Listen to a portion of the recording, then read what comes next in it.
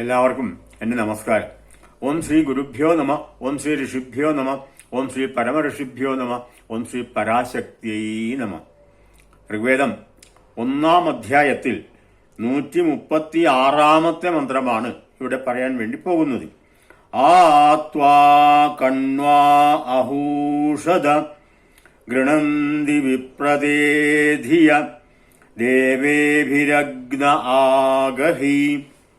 അന്വയം: ഹേ വിപ്ര കണ്വാ ത്വാ അഹൂഷദ തഥാ തേ ധിയ ഗൃണന്തി ഹേ അഗ്നേ ദേവേഭി ആഗഹി.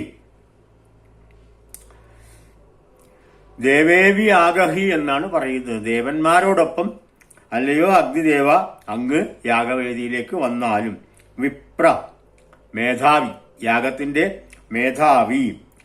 ഇവിടെ മേധാവി ആരാണ്? അഗ്നിദേവൻ തന്നെയാണ്. അഹൂദ ആഹ്വാനം ചെയ്യുന്നു. ത്വാ അങ്ങയെ, കണ്വാ ജ്ഞാനികളായിട്ടുള്ള ഋത്വിക്കുകൾ, തേ ധിയ ഗൃണന്തി അവിടുത്തെ കർമ്മങ്ങളെ വിവരിക്കുന്നു.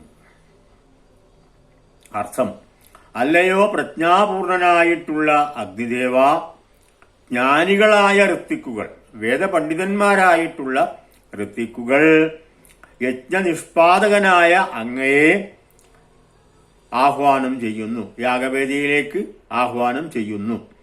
അങ്ങയുടെ കർമ്മങ്ങളെക്കുറിച്ച് നന്നായിട്ട് വിവരിക്കുന്നു. യോഗ്യതകളും കർമാനുഷ്ഠാനങ്ങളും എല്ലാം, അതാണ് ഇതിന്റെ ഉദ്ദേശിച്ചത്.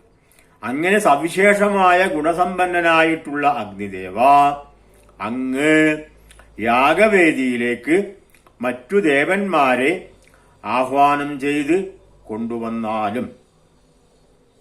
അഗ്നിദേവനോട് പറയുകയാണ്, അല്ലയോ അഗ്നിദേവ, അങ്ങ് യാഗവേദിയിലേക്ക് മറ്റു ദേവന്മാരെയും ആഹ്വാനം ചെയ്ത് കൊണ്ടുവന്നാലും.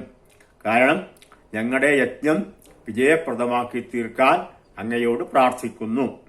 യജ്ഞനിഷ്പാദകനായിട്ടുള്ള